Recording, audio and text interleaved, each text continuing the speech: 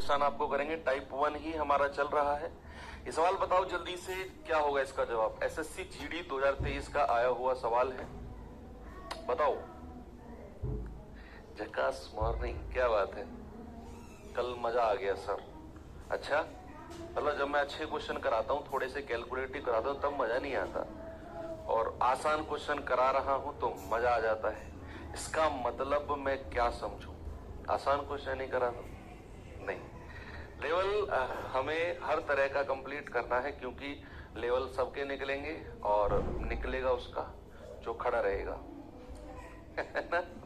करो ये सवाल। एक बल्ला रुपये 750 में खरीदा जाता है। देखो, बात जब खरीदने की हो रही है तो बच्चे उसको क्रय मूल्य बोला जाता है, उसको कॉस्ट प्राइस बोला जाता है, और उसे 8% की हानि पर बेचा जाता है। तो बताओ इसका विक्रय मूल्य क्या होगा? आप देख पा रहे हो कि उसका जो क्रय मूल्य है, कॉस्ट प्राइस है 750 रुपए है, और उसने बोला कि 8% की हानि, यानी कि लॉस परसेंट कितना दे रखा है? 8%। अब या तो आप इसे रेशियो मेथड से कर लो, या फिर आप ऐसा कर लो कि इसकी ना हानि निकाल ही लो। 8% यानी कि 8/100, और किसका? 750 का। 0 से 0 गया, 5 दूनी 10, 5 से जाएगा 15 बार, और 2 से जाएगा 2 चौके 8, और 4 गुणा 15 कितना होता है? 60। यानी कि आप कह सकते हो 60 रुपए की ना हानि हो गई, 60 रुपए की हानि हो गई भाई साहब उसे। अब कोई भी वस्तु अगर 750 रुपए की आती है और उस पर 60 रुपए की हानि हो जाती है, आप कोई चीज 750 में लाए और 60 रुपए का नुकसान हो गया, तो आप कितने रुपए में बेचोगे उसे? आपका सेलिंग प्राइस कितना होगा? आप कहेंगे सर 750 में लाया और 60 का नुकसान हो गया, तो 60 इसमें से माइनस कर दो। सर ये 690 रुपए में मुझे बेचना पड़ेगा। ऑप्शन नंबर डी मेरा सही जवाब है। कोई दिक्कत नहीं है, आराम से आपने कर लिया। चलो आगे बढ़ते हैं। ये सवाल करिए बच्चे जल्दी से, और बताइए मुझे इसका जवाब क्या होगा। मोहन एक टेबल को 2832 रुपए में बेच रहा है। देखो, आपको ये चीज पे फोकस करना है कि वो बेच रहा है या खरीद रहा है। अब इस सवाल में कह रहा है कि 2832 में बेच रहा है, और अगर बेच रहा है तो मतलब ये सेलिंग प्राइस है, ये विक्रय मूल्य है। अब कह रहा है कि 2832 में बेच रहा है, यदि उसका लाभ 18% है तो टेबल का क्रय मूल्य यानी कि कॉस्ट प्राइस क्या होगा? अब आपने देखा कि यार वो तो 2832 में बेच रहा है, यानी कि ये जो 2832 है ये हमारा सेलिंग प्राइस है। कितना? 2832 रुपया। अब आप एक चीज मुझे बताओ कि अगर किसी वस्तु पर 18% का लाभ होता है, अगर किसी भी वस्तु पर 18% का प्रॉफिट होता है, तो कितने परसेंट में उसे बेचा जाएगा? बताओ, सोच समझ के बताओ। अगर किसी भी वस्तु पर 18% का लाभ हुआ, 18% का प्रॉफिट हुआ, तो उसे कितने परसेंट में बेचा जाएगा? सर लाभ है, लाभ तो 100% से ज्यादा में बेचा जाएगा, और लॉस यानी कि हानि है तो 100% से कम में बेचा जाएगा। तो यहां मुझे अगर पता चला कि उसे 18% का लाभ यानी कि प्रॉफिट हुआ है, तो भाई साहब उसका सेलिंग प्राइस कितना हो जाएगा? सर 100 में 18 जोड़ेंगे, 118% हो जाएगा। कितना हो जाएगा मेरे भाई? 118%। अब ऊपर हमको दिया गया है विक्रय मूल्य 2832, और यहां से हमने निकाला विक्रय मूल्य 118%। तो क्या मैं ये कह सकता हूं कि 118% की जो वैल्यू है वही 2832 रुपया होगी?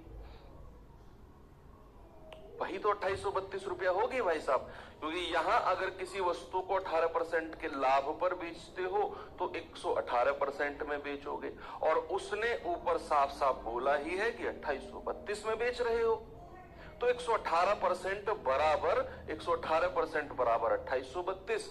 1% बराबर कितना होगा? 2832 बटे 118, और हमें तो 100% की वैल्यू निकालनी है। क्यों? 100% क्या होता है? 100% क्या होता है, अपने ही दिमाग में जवाब दो। सर 100% तो क्रय मूल्य होता है और वही आपसे पूछा है। तो 118% बराबर इतना, 1% बराबर इतना, तो 100% कितना हो जाएगा, 2832 बटे 118 और गुणा 100। ये आप सॉल्व कर लो, आपका जवाब आपके पास होगा। बस कितना आएगा भैया, देखो ये जाएगा आपका 2 से, 2 पंजे 10, 2 नाम 18, 2 से जाएगा 2 एकम 2, 2 चौके 8, 2 एकम 2, 2 छिक्के 12। अब ये 59 से जाएगा, 59 दूनी 118, आगे बचा कितना 18, 118 के बाद में 22 और 1 23, ये 4 बार जाएगा, तो ये कितना हो गया 24 गुणा 100 यानी कि 2400। एक तो ये तरीका हो गया। दूसरा तरीका आप इसे रेशियो मेथड से भी कर सकते हो, बिल्कुल कर सकते हो जी, कोई आपको रोकने टोकने वाला नहीं है बच्चे। अगर आप इसे रेशियो मेथड से जाओगे ना, दुनिया की कोई ताकत नहीं जो आपको रोकेगी।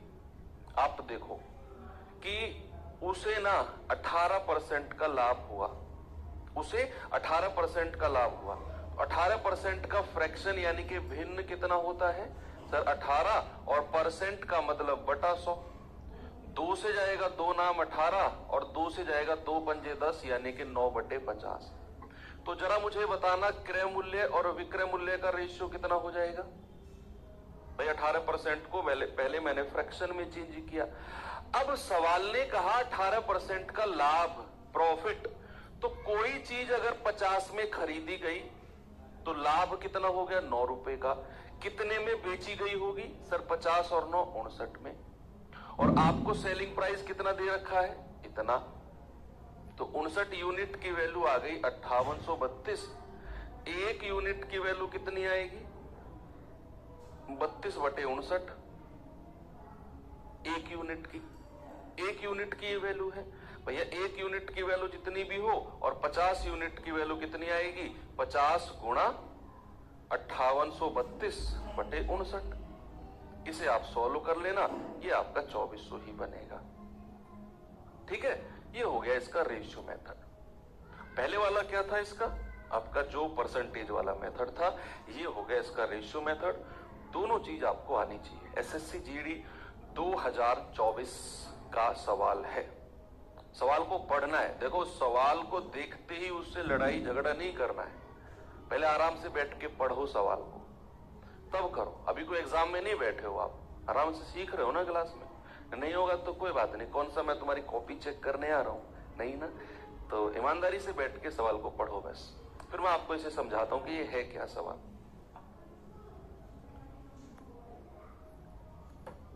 2832, हाँ जो भी है यार, भावनाओं को समझो मेरे भाई, भावनाओं को समझो। 2832 ठीक है।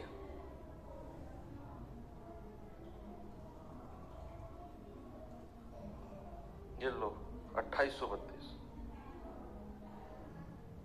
अब ठीक है, करो इस सवाल को। देखो मोहन 4000 रुपए में एक पुराना मोबाइल खरीदता है और उसकी मरम्मत पर 500 रुपए खर्च करता है। यदि वह मोबाइल को 5000 रुपए में बेचता है तो उसका लाभ प्रतिशत क्या होगा। आपका अभी लेटेस्ट में पूछा गया क्वेश्चन है। मुझे एक बात बताओ, आप सपोज दैट मान लो, भाई मैथ पढ़ रहे हैं तो बहुत सारी चीजें मानकर भी चलनी पड़ती हैं। मान लो आपके गांव में ना आपकी दुकान है परचून की, आप चलाते हो और आप मार्केट गए सामान लेने और आप एक चीनी का बोरा लेकर आए अपनी दुकान में बेचने के लिए। आपने वहां से चीनी का बोरा खरीदा, वो पड़ा आपको 2000 रुपए का, 2000 रुपए का चीनी का बोरा पड़ा। आपने उसे, जो ऑटो चलते हैं ना शहर से गांव की तरफ, आपने उसे ऑटो में डलवा दिया। ऑटो वाले ने कहा भाई साहब इसको आपके घर पहुंचाने के 100 रुपए लूंगा मैं। ठीक है भाई साहब, 2000 रुपए का आपने वो बोरा लिया, 100 रुपए आपने ऑटो वाले को दे दिया, आपके घर वो बोरा आ गया। अब अगर आप उस बोरे को एज इट इज बेचोगे, जितने में आप लेकर आए थे 2000 में, अगर आप उसे 2000 में ही बेचते हो क्या आपको कभी प्रॉफिट होगा या लॉस होगा? इन दोनों में से कोई एक चीज बताओ। या नो प्रॉफिट नो लॉस, क्या होगा आपको? आपने 2000 रुपए में एक चीनी का बोरा खरीदा, 100 रुपए ऑटो वाले को दिए, घर ले आए, उस बोरे को एज इट इज आपका पड़ोसी ले गया और आपको 2000 रुपए पकड़ा दिए। आपसे पूछा कितने में लिया भाई? आपको 2000 में। आपको 2000 पकड़ा दिए और लेके चला गया। आपको प्रॉफिट होगा, लॉस होगा या नो प्रॉफिट नो लॉस? जल्दी से आप मुझे कमेंट में बताओ ये बात क्या होगा। सवाल को सीख रहा है, रटना नहीं है।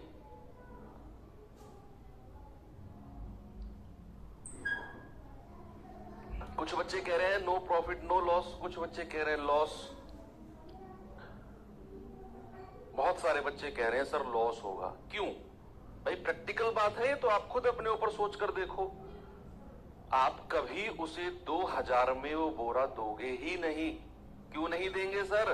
क्योंकि 2000 में तो हमने दुकान से खरीदा और 100 रुपए जो टेम्पो वाले को दिए हैं वो भी तो उस बोरे को लाने के लिए दिए हैं। तो हम उस बोरे को 2100 रुपए से कम में बेच ही नहीं सकते सर।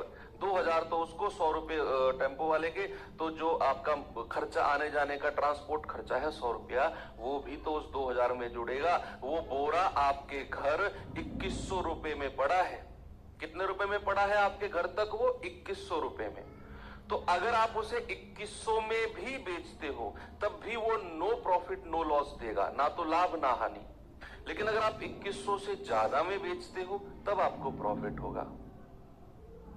तो यहां से एक चीज हमने सीखी कि अगर आप कोई वस्तु की मरम्मत पर खर्चा करते हो, उस वस्तु के ट्रांसपोर्ट यानी कि लाने जाने में कोई खर्चा करते हो, तो जो वो पैसा है ना मरम्मत का, ट्रांसपोर्ट का, वो सारा का सारा पैसा क्रय मूल्य में जुड़ता है, कॉस्ट प्राइस में जुड़ता है। ये बात आप ध्यान रखना कि मरम्मत और ट्रांसपोर्ट का खर्चा भी क्रय मूल्य में जुड़ता है। ये साइड में एक बक्से में बंद कर लेना, लिख कर, ये मिल जाएगा। आप तो रफ कॉपी लेकर बैठे हो, कोई दिक्कत नहीं, ये लिखा हुआ मिल जाएगा कि ट्रांसपोर्ट और मरम्मत का खर्चा भी क्रय मूल्य में ही जुड़ता है। आप अब देखो, मोहन ने 4000 में एक पुराना मोबाइल खरीदा और उसने मरम्मत पर 500 रुपए खर्च कर दिए। तो क्या ये जो मरम्मत वाले खर्चा है 500 रुपया, ये भी तो उसी में जुड़ेगा? यानी कि अगर मैं उसका क्रय मूल्य, कॉस्ट प्राइस आपसे पूछूंगा तो वो आप कहेंगे सर 4000 और प्लस 500 यानी कि 4500 रुपया। 4500 रुपया कॉस्ट प्राइस है, क्रय मूल्य है। अब उसने बेचा कितने में है? सेल कितने में किया है? सेल किया है 5000 में, इतने में उसने बेचा है। बस प्रॉफिट परसेंट लॉस परसेंट निकालना आपसे बेहतर कोई नहीं जानता। कोई चीज 4500 में खरीदी गई, 5000 में बेच दी गई, भाई साहब उस पर लाभ कितना हो गया? अगर मैं प्रॉफिट की बात करूंगा तो प्रॉफिट हो गया सर 5000 में से 4000 माइनस कर दो, 4500 सॉरी माइनस कर दो सर, 500 रुपए का प्रॉफिट हो गया। और अगर प्रॉफिट परसेंटेज बताना है तो कितना प्रॉफिट हुआ? 500 का। और नीचे हमेशा क्रय मूल्य होगा, दैट इज 4500 और गुणा 100। 2 जीरो से 2 जीरो गया, 5 एकम 5, 5 नाम 45 और आप कहेंगे 100/9%। और ये होता है 11 सही 1/9%। भाई 1/9 का फ्रैक्शन परसेंटेज में आपको सिखाया है, वो टेबल लिखवाया मैंने आपको कि 1/9 गुणा 100 मतलब होता है 11 सही 1/9, और इसको डेसिमल में 11.11% भी बोल दिया जाता है। ओके चलो आगे बढ़ते हैं, आपको थोड़ा सा लेकर ये सवाल करिए जरा और बताओ जल्दी से क्या होगा इसका जवाब।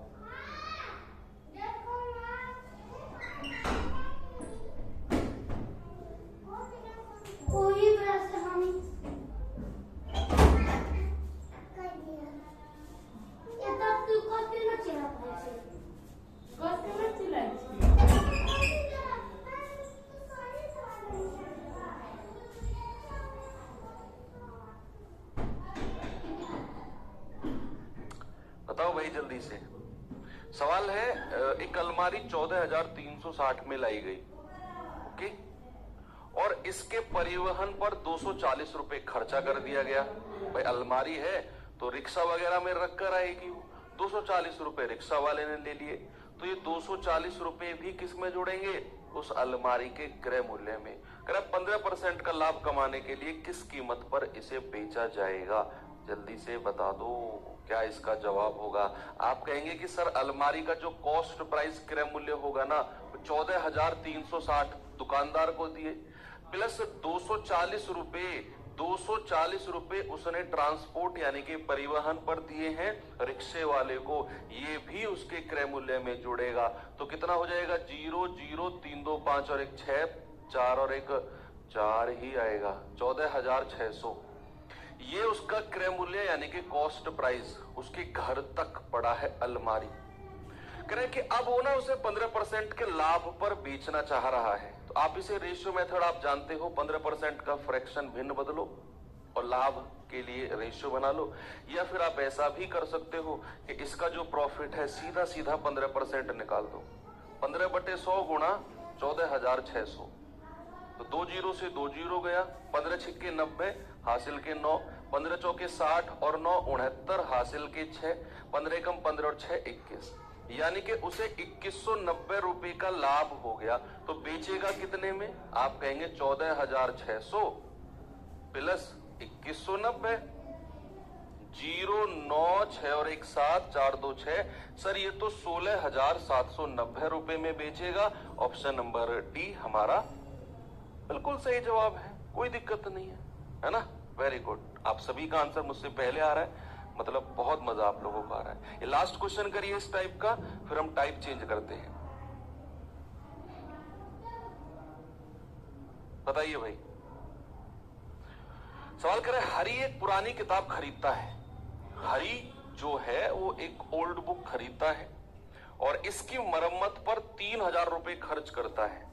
कोई किताब उसने खरीदी, कोई ग्रंथ, कोई पुरातत्व जमाने का होगा, उस पर 3,000 रुपए, अच्छा मुझे लगा किताब, कार खरीदी उसने, 3,000 रुपए खर्चे पर लगाए, वो लाइट वगैरह टूटी हुई होगी उसकी।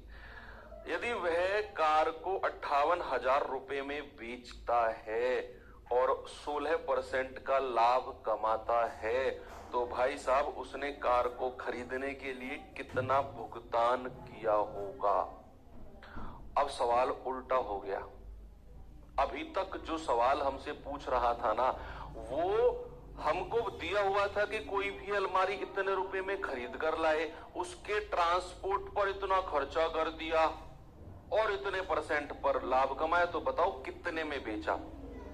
लेकिन यहां आपको उसने उल्टा कर दिया सवाल को। आपको बोला है कि 16% का लाभ कमाया और 58,000 में बेचा है, 58,000 में बेचा है और 3,000 रुपए उसकी मरम्मत पर लगाए। आपसे कह रहा है वो कार के कितने रुपए वहां देकर आया था, जिससे वो कार लेकर आया था उसके कितने रुपए देकर आया था। अब सुनो मेरी बात, इस सवाल में सबसे पहले करना क्या है?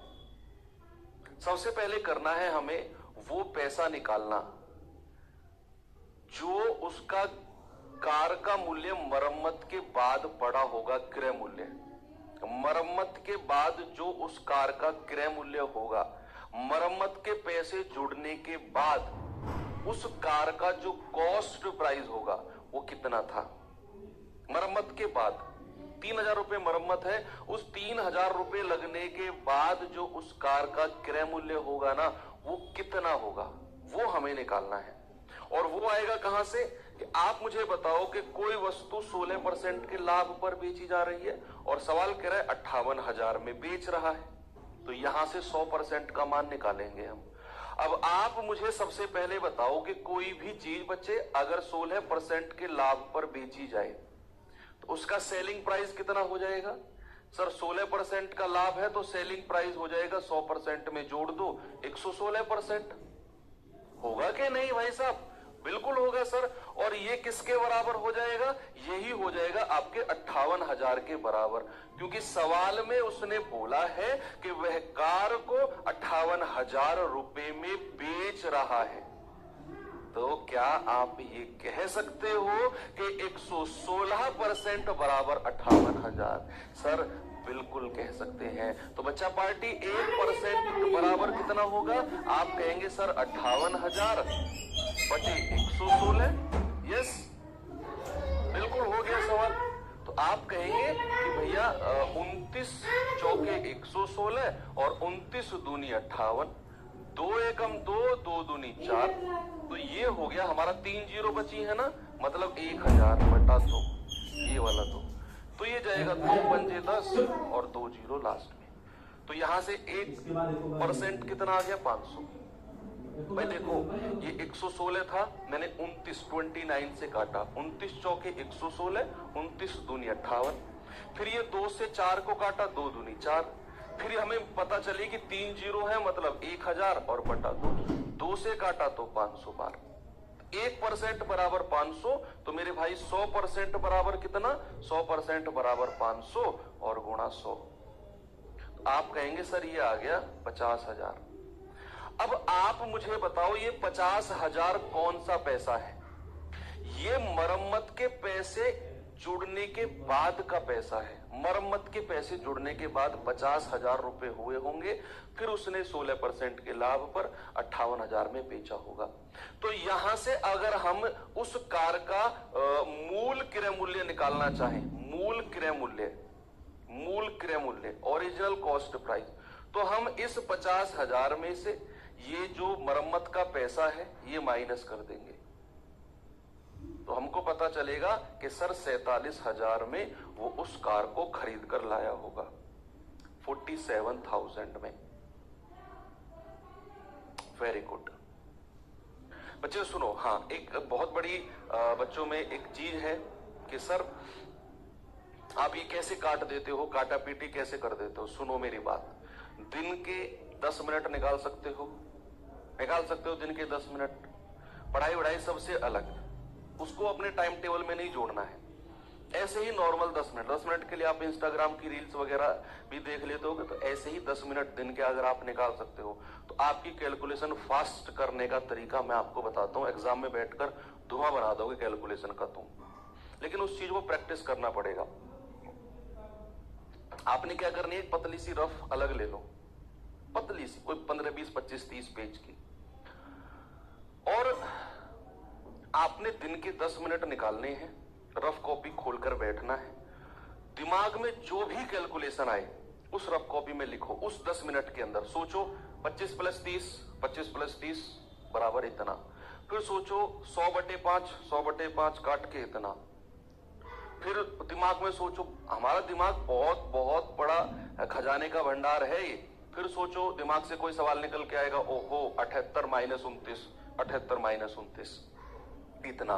10 मिनट ऐसा करो, रोज आपका दिमाग कुछ नए सवाल ढूंढ कर लाएगा, यस रोज नए सवाल ढूंढ कर लाएगा, और रोज उन सवालों को करने के छोटे छोटे अप्रोच आपके दिमाग में डेवलप होंगे। आपको कहीं से भी शॉर्ट कैलकुलेशन सीखने की जरूरत नहीं है, आप ये 10 मिनट करो, पहले दिन आप क्या करोगे, सीधा ऐसे घटाओगे, अगले दिन भी ऐसे ही घटाओगे, लेकिन 10-15 दिन बाद आप ऐसे घटाना बंद कर दोगे, आपका दिमाग ही आंसर देना शुरू कर देगा। और मेरा विश्वास करो, 1 महीना ये आप कर लो, आपको पेन उठाने की जरूरत नहीं पड़ेगी, छोटी छोटी कैलकुलेशन में आपका दिमाग इतना एक्टिव हो जाएगा। तो 10 मिनट ये आप करो रोज, भाग गुणा प्लस माइनस जो आपका मन करे, जो आपका दिमाग सवाल बनाए वो आप कॉपी में उतार दो, ये माइंड की प्रैक्टिस होती है, ठीक है।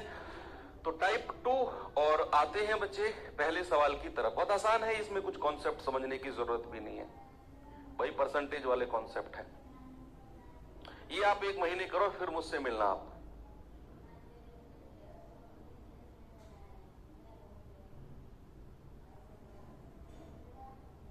सर मैं काजल यादव हूं, मैं ऐसा ही करती हूं, ठीक है, इसमें नाम बताने की क्या जरूरत थी फिर?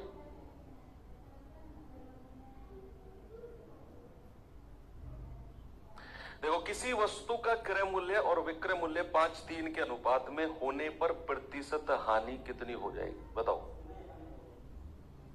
जल्दी से बता दो।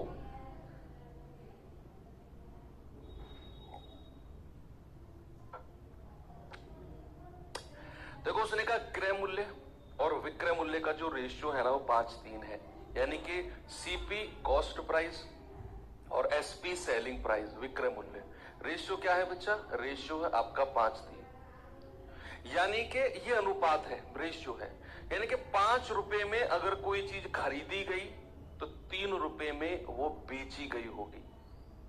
आप ये सोचो कि कोई चीज 5 रुपए में खरीद कर अगर 3 रुपए में बेच दी जाए तो उसे प्रॉफिट होगा या लॉस होगा? आप कहेंगे सर ऑब्वियसली नुकसान हो जाएगा। 5 में खरीद कर अगर 3 में बेच रहे हैं तो सर ये तो बड़ा नुकसान होगा। और यहां अगर मैं आपसे कहूं कि कितनी हानि हुई है, लॉस कितना हुआ है, तो आप कहेंगे सर 5 में से 3 घटा दो, सर लॉस हुआ है 2 यूनिट का। और अगर लॉस को परसेंटेज में लिखना चाहूं तो 2 बटे और नीचे हमेशा क्रय मूल्य रखना है और गुणा 100। ये आएगा 5 दूनी 10 और 0 और 20 दूनी 40%। क्या जवाब होगा भाई आपका? 40%। आगे बढ़े। Very good. ये सवाल बताइए जरा।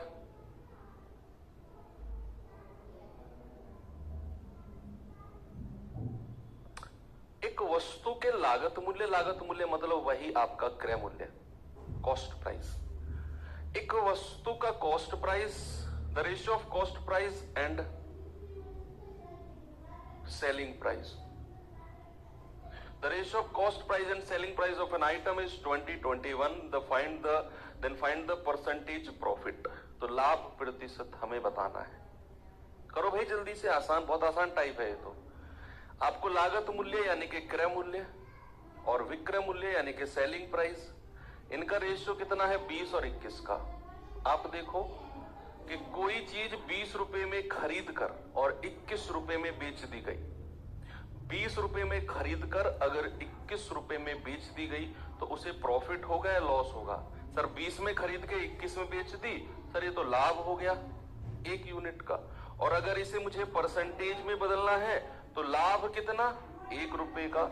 और प्रॉफिट परसेंट हो या लॉस परसेंट हो, नीचे हमेशा क्रय मूल्य यानी कि कॉस्ट प्राइस को रखा जाता है बटा 20 गुणा 100।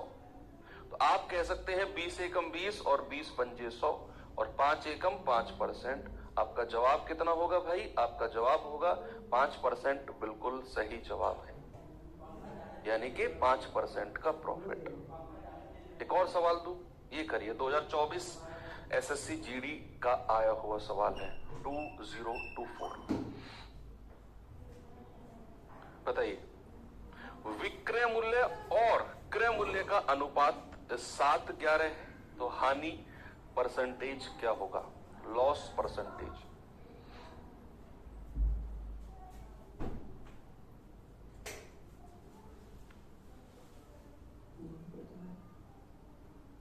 अपडेटेड चीजें भी चलती रहेंगी, जो लेटेस्ट के आपके एग्जाम में चल रही है ना, वो सारी अपडेटेड चीजें चलती रहेंगी, डोंट वरी।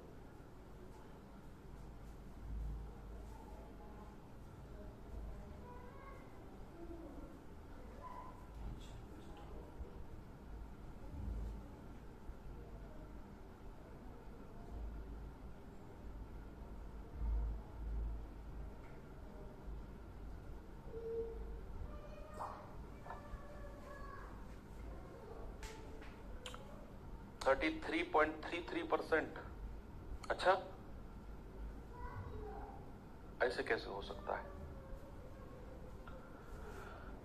देखो, उसने दिया हुआ है विक्रय मूल्य और क्रय मूल्य का ratio, the ratio of selling price and purchasing price. Purchasing price मतलब वही आपका कॉस्ट प्राइस होता है। तो पहले विक्रय मूल्य आया है तो यहां पहले सेलिंग प्राइस लिखा जाएगा, फिर आया है क्रय मूल्य, फिर सीपी लिखा जाएगा, कॉस्ट प्राइस। और रेशियो कितना है? 7:11 का। अब इस रेशियो में आपने देखना है कि कोई चीज कितने रुपए में खरीद कर कितने में बेची गई। तो यहां रट्टाफिकेशन वाला काम मत कर देना कि सर इधर वाली यानी कि 7 रुपए में खरीद कर 11 में बेच दी गई। अरे भाई, ये तो देखो कि सीपी के नीचे 11 लिखा हुआ है और एसपी के नीचे 7। सीपी होता है आपका क्रय मूल्य, खरीदने वाला, लागत, परचेसिंग प्राइस। यानी कि कोई चीज 11 रुपए में खरीदी गई है और बेची कितने में गई है? आप कहेंगे सर 7 रुपए में बेची गई है। तो यहां तो सर नुकसान हो गया, लॉस हो गया। लॉस कितने का हो गया सर? 4 का लॉस हो गया। 11 में से 7 घटा दो। और अगर मैं लॉस परसेंटेज की बात करूंगा तो 4 और नीचे हमेशा हमेशा कॉस्ट प्राइस यानी कि 11 को रखना है और गुणा 100। ये आपका लॉस परसेंटेज आपके सामने है, इतना लॉस आपको होगा। भाई ये कटेगा तो नहीं, तो 4 के 100 में गुणा करेंगे 400 और बटे 11%, तो ये आएगा 11 तिया 33, 7, 11 छिक्के 66, 4, 11 तिया 33, 36.3 के आसपास है। 36 नहीं नहीं नहीं, यही जवाब होगा 36.36%। एक नजर ऑप्शन पे भी रखनी है। देखो जब भी आपके आंसर पॉइंट्स में डेसिमल में जाए ना बच्चा, सामने देखो, जब भी आपके आंसर डेसिमल्स की तरफ जाए तो एक नजर ये भी रखना कि यार जो मैं कैलकुलेशन कर रहा हूं ऑप्शन में वो कहीं एक, अब जैसे मैंने यहाँ 36 लिखा, मैं नहीं करता पॉइंट के बाद कैलकुलेशन, मैंने देखा 36 ये हटा दो, एक ही ऑप्शन बचा, तो पॉइंट के बाद कैलकुलेशन करने की मुझे नीड ही नहीं है। अगर आप एक नजर ऐसे ऑप्शन पे भी रखोगे तो